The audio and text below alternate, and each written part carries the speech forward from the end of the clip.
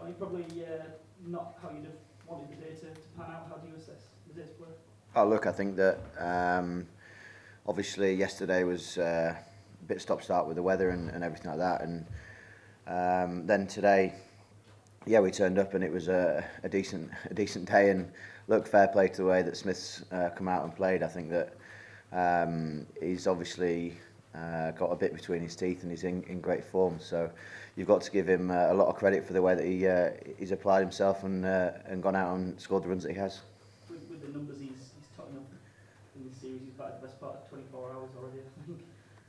You've got your plans. Are they still the right plans? Is he just a guy who's in a great run of form and there's not much you can do about it? I'm not sure that we're the only team around the world that have tried a few different plans.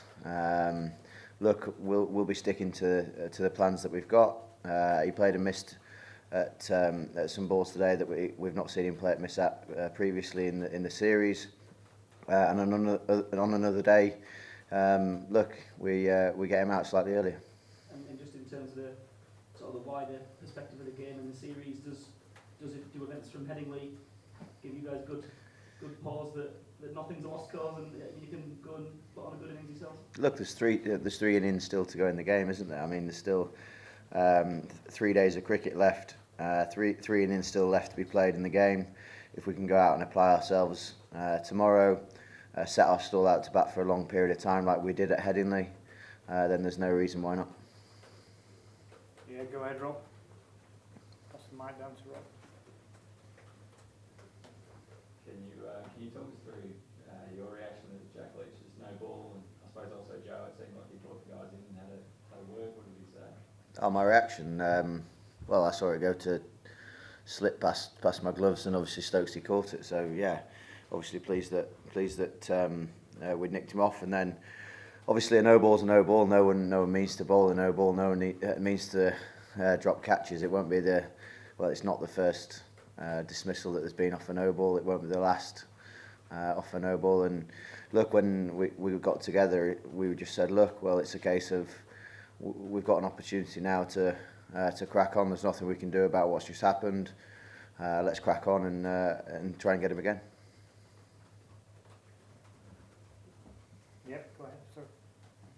Jonny, how's your hands? You took a bit of time out there to have a strapping reading. Yeah, hands are wicket-keeper's hands. 4 tests into an Ashes series after a long summer. There's bound to be some aches and pains. I'm sure that every wicket-keeper going into September after a long season is going to have little bruises or hot spots or whatever it is. Not just keepers, everyone that's in the field. Dina and David. Steve Smith notwithstanding, do you feel as though the team kind of responded to what was perhaps a bit of a flat day on day one, a bit truncated, but you kind of fought back there as well as you could do today? A flat day yesterday? Yeah. Look, yesterday I think was a completely different kettle of fish. I think that you could see, I'm sure, from the press box and wherever you were watching from, with the wind and the rain, it wasn't necessarily very easy at times. I think that with that, the guys still gave a blooming good effort to be running into those wins. I think that look, yesterday was yesterday. Yesterday's gone. Today, I think that it was obviously hard toil, and you've got to give credit to someone that went out and applied themselves so well.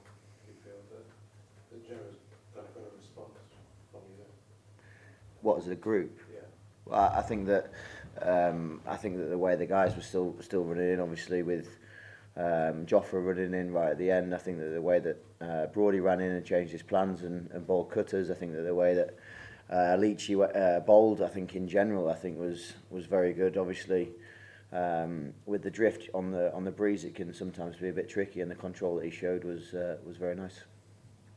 David, and then we'll finish with Jonathan. Jonny, Ben went off with a shoulder injury, couldn't bowl the last few overs. How big a concern is that going forward?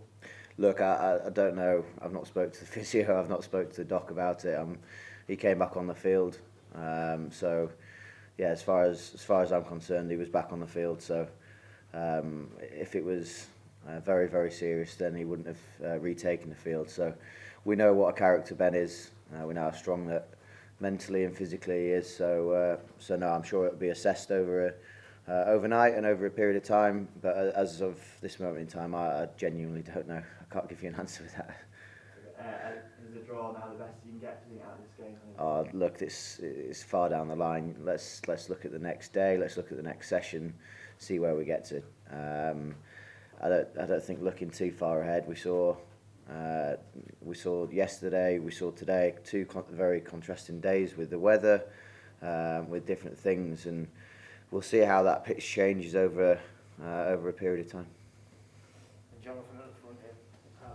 When you go to India or Sri Lanka, you kind of know what you're going to get in terms of surfaces around the world. But would you prefer a little bit more sort of pace and life in this surface?